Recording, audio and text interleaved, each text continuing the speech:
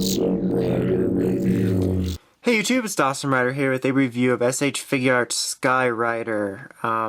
Another Showa era rider that they are releasing. I don't know, but I'm not really that familiar with him in terms of, I never watched the show, but I haven't really gotten a Showa yet.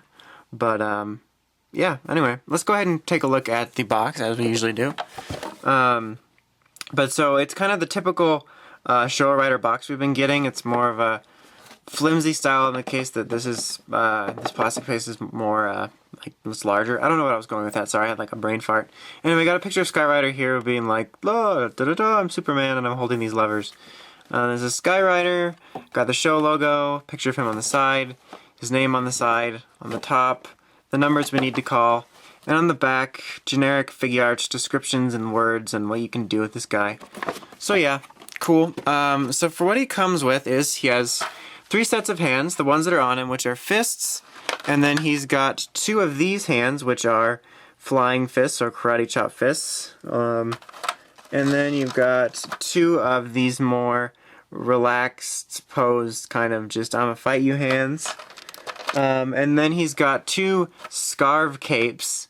The one which is on him, which I'll show you in a second, and then this longer one here, which I'll show you how to put on. Gives me kind of a ladybug vibe. And then you've got this Tamashii stage, which a lot of them are coming with lately. And if you watch any of my reviews, you know I don't really like Tamashii stages. I mean, I like the cool designs that can be on them, but they're really flimsy for me. But you got a silhouette of him here, and it's a Skyrider sailing jump, so that's kind of cool. And then you've got the standard piece here to clamp around him, and then, which I'll show off, you got this alternate piece here that fits around his belt for him doing a flying pose, which I will show not too long from now. So let's go ahead and take a look at the figure himself.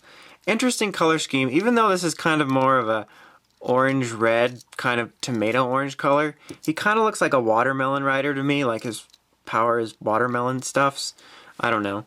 But I guess he's based off of a locust. Fact brought to you by JediMon 2005 and Wikipedia. I'm just kidding, Wikipedia. Anyway. So, his head sculpt's pretty decent. The dark red compound eyes look really good. And the green color looks pretty decent with the black offsetting it. And personally, like, wasn't too excited about this guy. But I do kind of enjoy his head sculpt. There's something I like about it. His antennas are totally bending. I just want to make sure they're not breaking. But anyway, there's something I just kind of like about his head sculpt. Otherwise, he's kind of weird in terms of everywhere else in basic. You got this kind of tomato color going on here and the green here. Not really a whole lot you can do with it. It's a almost matte finish. It feels very weird. The belt's not badly detailed, as you can see here. You got a clear thing in front of it. It looks good. You got his little levers here, and they move and come off, which is something I'll be talking about in a minute. Let me put that back on. There you go. The other one does the same thing. Just do it more carefully this time. And then his legs are basically all green. They look kind of like Robin Hood or something. No, Robin Hood. Robin, but I don't know. Remember if he wears green pants. And now he kind of looks like a football player from the old days with his stripe running down. But very basic colors. Not a whole lot you can do with him. So I guess he's show accurate. Here is his scarf that he comes with. Once again, ladybug vibe. It just has a peg you plug into the back of his neck and pop it in. So that one's really easy. Articulation-wise, you got a 360 ball joint here. Swiveling. Double elbow joint, swiveling here at the fist. You've got waist and chest movement, 360 head movement. It can be hindered by the scarf if you have it on. 360 leg joint, swiveling, double knee joint, swiveling at the foot, and the toe action. So great articulation as usual. Now this figure is very odd. Like, his design has never been one of my favorites. I do kind of like the helmet, but he just kind of looks weird to me. But that's more of a personal thing. But the figure itself is really odd for me in the sense that it's not a terrible figure. I've certainly had worse Figuarts with loose legs and weird paint problems and all that. I mean, he's an okay figure, but this is just personally, this is kind of like what happened with Shadow Moon, is that he just kind of feels cheap to me for some reason. He actually has a little more heft than Shadow Moon seems to, but he just feels cheap. Maybe it's a combination of the material. I know that the material choice reflects his look better, but just something about the material, and he feels kind of cheap, like these are always coming off, and his leg was coming off when I took him out of the box and I was just, you know, testing all his joints out. This just popped off right away. And his shoulders are really weird. Like, he's got these weird shoulder pads here that they kind of move in and out. And then it creates this gap, and it kind of reminds me of the weird Shinkenger figure art joints that are weird. And there's just something about him, like, no, not really bringing any bias into it, but it's just kind of weird for me in terms of that. But anyway, before we get to the final verdict, I'll just show you two things. One is how to put his other scarf on, and then one his flying pose on that. So in order to do that, I don't think I'm going to be able to get it off in one swoop, but you're going to want to take out his whole neck, and then I'll take this piece out too, so you can do that. Actually, got an idea. I'm going to use this to try to take out his neck. Damn it, it didn't work. I took out the box instead. So, please hold. I literally had to use my teeth because I cannot pull that out on its own. So now you have the Headless Riderman. No, okay. Man. Anyway. So this piece has a built-in neck. So you just stick it right in. And stick it in. Go in your home, ball.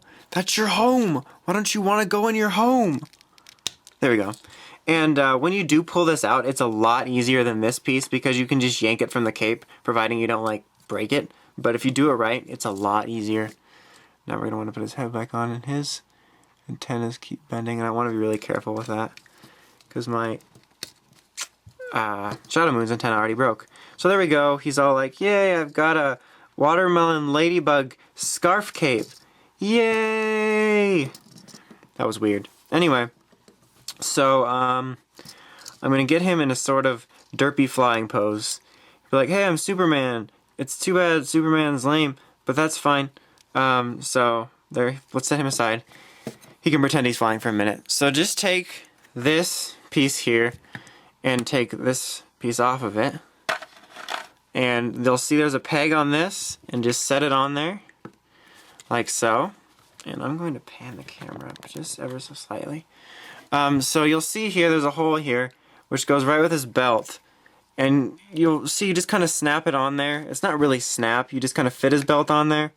And if you want to be, I guess, accurate to the box, stick his little things out. And then this kind of will wrap around his chest.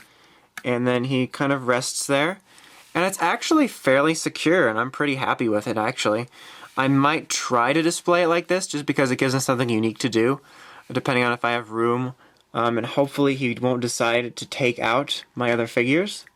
But yeah, that's pretty cool. I like that about him, which is nice. So overall, I find this to be an okay release for me, just because the figure itself feels a little cheap and has a little bit of weird design choices just for me personally. But he does have some cool things like switching out the cape and then just the cool flying pose you can do with the stand, which is neat. So if you're a fan of Skyrider or you just really like his design, then it's certainly not a bad buy. I think there are other better figure arts out there. I think Ichigo and Nigo Showa figure arts were a lot better. But the flying thing is pretty cool, but he's overall just an okay release for me. I mean, he wasn't particularly bad, but he wasn't particularly great either. But yeah, that's about it. Until next time, make sure you check out RidersRangersRambles.com. Until next time, it's Dawson Rider, signing out.